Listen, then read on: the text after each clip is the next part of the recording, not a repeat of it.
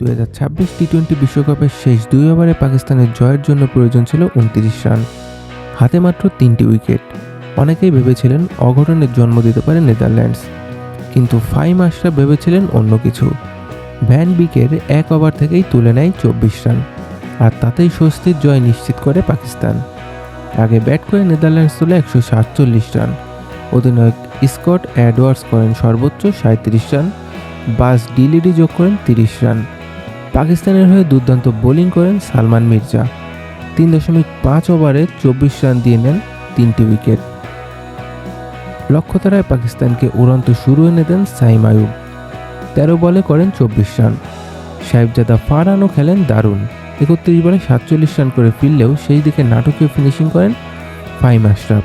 মাত্র 11 বলে 29 রানের বিধ্বংসী ক্যামিওতে পাকিস্তান 3 উইকেটে ও 3 বল হাতে রেখে জয় তুলে নেয়।